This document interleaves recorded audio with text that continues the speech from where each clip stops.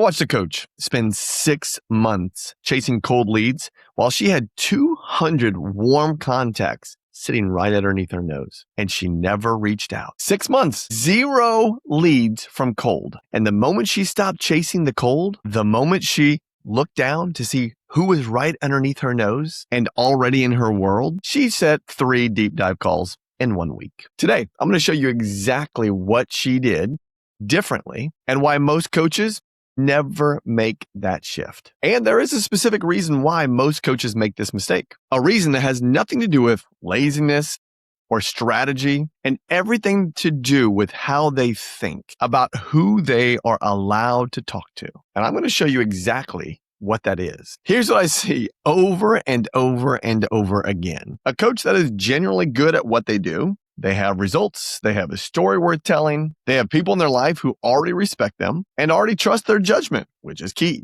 And instead of starting there, instead of having real conversations with people who already have good relationships with them, they go and build a funnel. They go and run ads and they start creating content for strangers. They try to convince people who they've never met to give them money.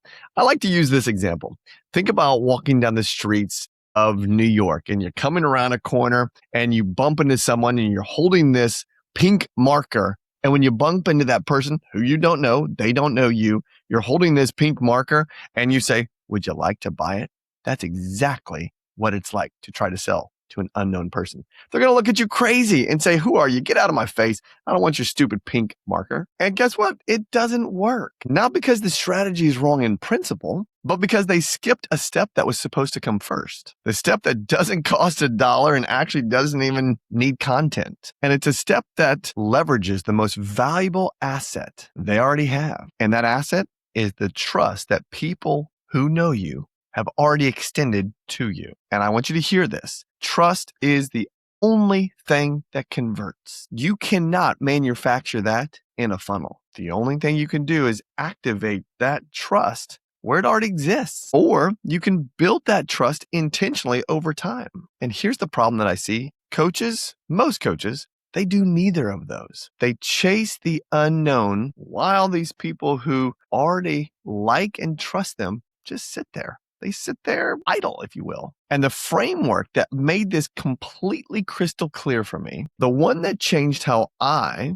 think about every person in a coach's world, I'm going to walk you through that right now.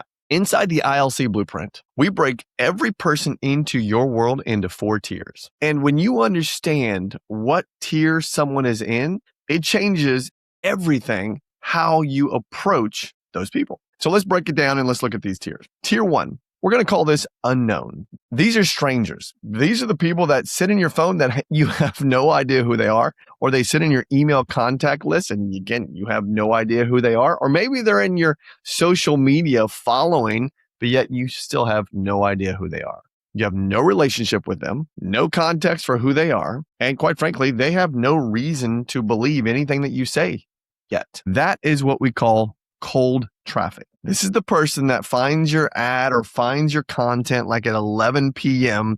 while they're sitting there scrolling. Now, let me add a caveat here. Starting here is not wrong, but it's the hardest way and the slowest way and the most expensive way to start your business. And yet it's where I see a lot of coaches put the majority of their energy. Now let's go to tier 2. Tier 2 is what we call known. They know your name. Maybe they connected with you on some social media platform. Maybe they connected with you at an event. I want you to simply put a definition here of they know you exist, but they don't quite understand or know what you stand for yet. They haven't seen enough of you or experienced enough of your content to really know what your opinion is. And this tier, it simply needs clarity before anything else. They need to understand actually what you do and what you do it for. Let's go to tier 3. I call this one the like group. And the definition of like is simply these people engage with you.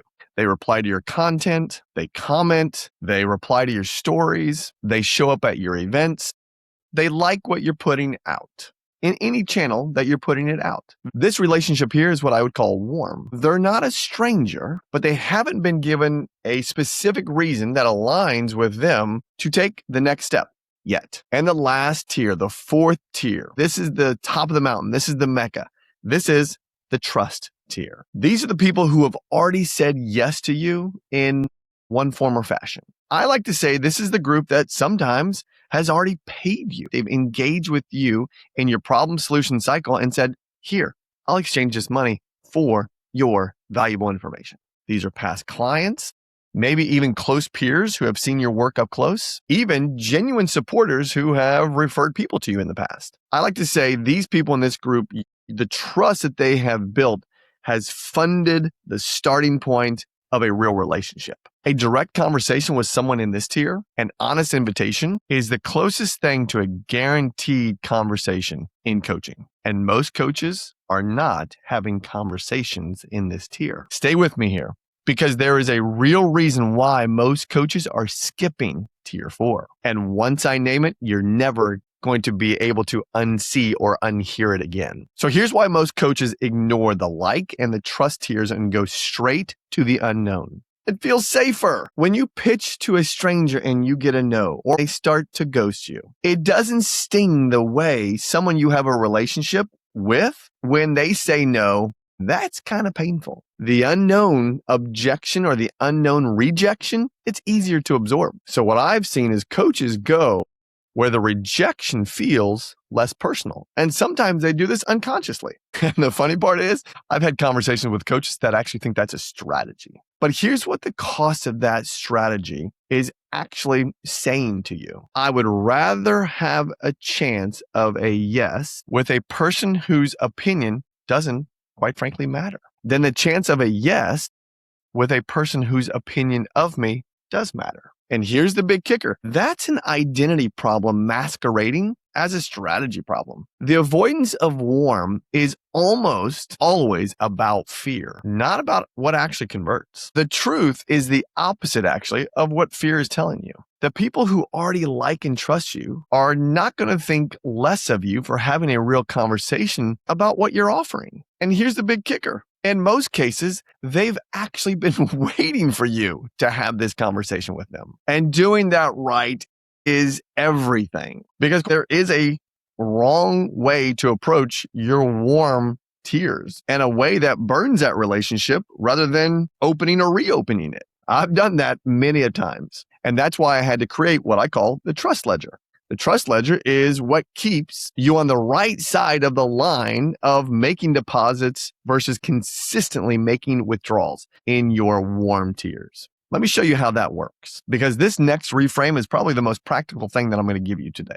It's going to change the way you think about every interaction going forward. I want you to think about every relationship you have in the warm tiers, the like and trust tiers, and it operates like a bank account. And here's the simple rules. Any trust building action with no strings attached, celebrating their wins, making an introduction to someone, sending something useful, showing up in their world with no agenda. I like to send Bible verses when it hits me on the heart. Those are all deposits. So that goes on the left side of your trust ledger. On the right side of your trust ledger is what I call your withdrawals. And this is quite simply any conversion attempt, asking for a call, asking for a referral, inviting them to one of your events, requesting their time, or even money. So I want you to see this. Every interaction you have in those warm tiers, the people who like and trust you, is either a deposit or a withdrawal. And the rule is very, very simple. You cannot withdraw until you've made deposits. If you make a withdrawal from an account that is empty of deposits, from a relationship where you haven't shown up, where you haven't added value or demonstrated that you care about them, compared to simply you needing something from them, is why you're going to get a no, and then why they are going to ghost you. And here's the sad part.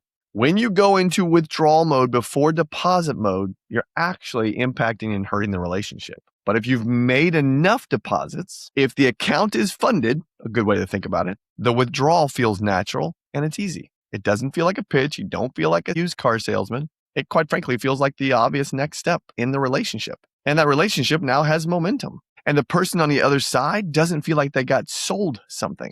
They actually feel what I love to use word-wise is invited. And there's a massive difference between feeling like you got sold something compared to being invited to something. So here's the question I want you to sit with right now. Take 5 people in your like tier the ones who engage in your content, the ones who make comments, the ones who show up in your world. And I want you to ask, how fully funded is each one of their accounts?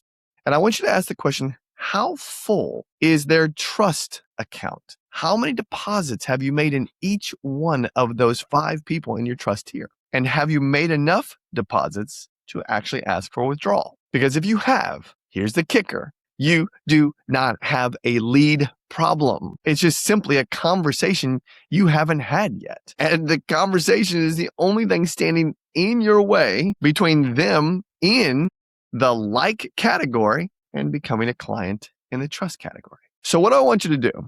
Stop chasing strangers. Not because a stranger is wrong, but because you haven't activated the people who already believe in you. Go make those deposits with those people. Fill up those accounts. And when those accounts are full, have a conversation with them. That's this whole game here. And trust me, that is much simpler than building this massive funnel from unknown to known, known to like, and like to trust. So if this landed with you, if you recognize you've been spending time, I didn't say wasting time, spending time in the unknown category while your like and trust tiers have been untouched, drop the word trust in the comments. Not for engagement, but simply because naming it is the first step in changing it. And then I want you to subscribe because we're going to continue to go deeper on having warm conversations, the ones that convert, in upcoming videos. So remember, the clients you're looking for are already in your world. Go have conversations,